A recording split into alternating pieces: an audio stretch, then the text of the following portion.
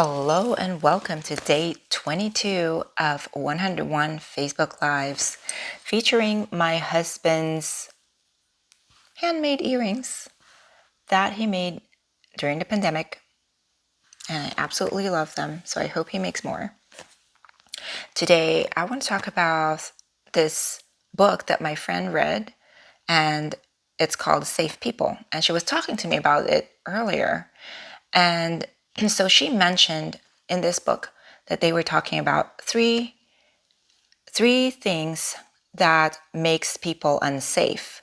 Now, I'm paraphrasing because as she was telling me about the three things that makes people unsafe people, I was so reminded of how my husband is to me, and he's literally the opposite of the unsafe people.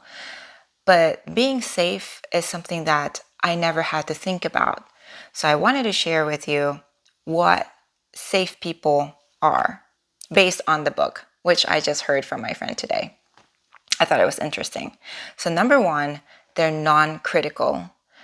And when she was saying about unsafe people, that they are very critical and very judgmental, it made me really think about my husband, how he is non-critical and non-judgment about me in all of my ways. Meaning, I could be having a bad day and I could be like overreacting or maybe saying things that are totally out of line, but I feel so safe being myself and just really going all out.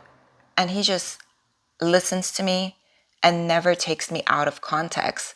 Meaning, it doesn't matter what I say, he still remembers who I am, and he doesn't take it out on me as like he doesn't take it against me, is what I'm trying to say.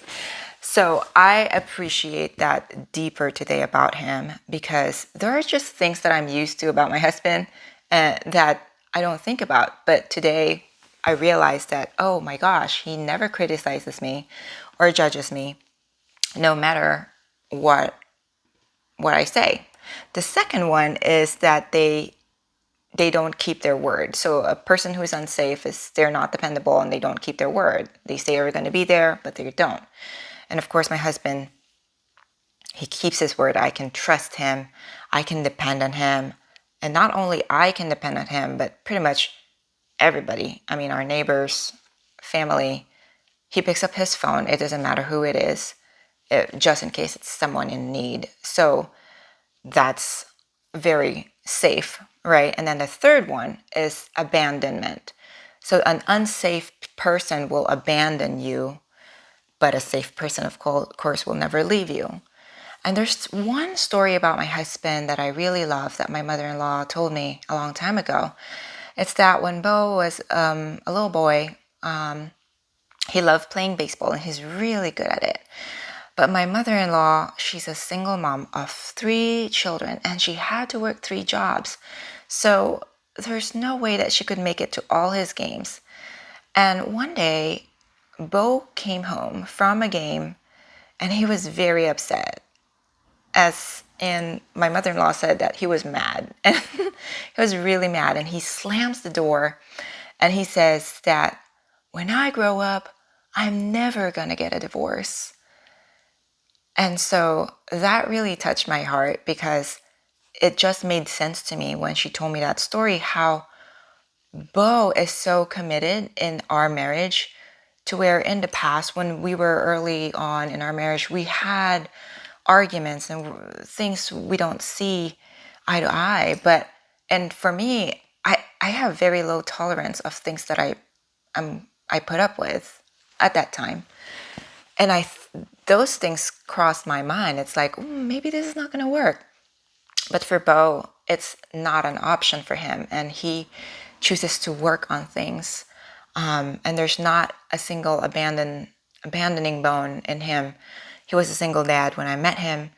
And even though my daughter's mom passed away, her biological mom passed away, he made an effort every week to drop off Juliana to her biological mom's family. I mean, who does that until she's 18?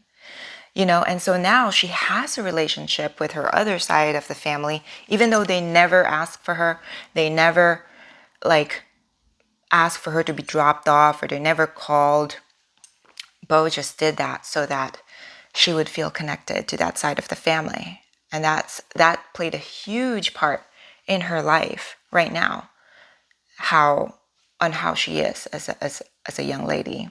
So anyway, those are just the three things that I learned today from the book that my friend read. It was totally secondhand, but as she was explaining it to me, like what I said, I found a new appreciation of our relationship and how my husband is, of things that I don't even think about because I'm so used to it. So hello, Beck. Hello, Donna. How are you? So I hope that helps. I hope that, everyone feels safe in their relationship. I believe everyone deserves to feel safe. And so I will see you tomorrow, and have a good night. Bye-bye.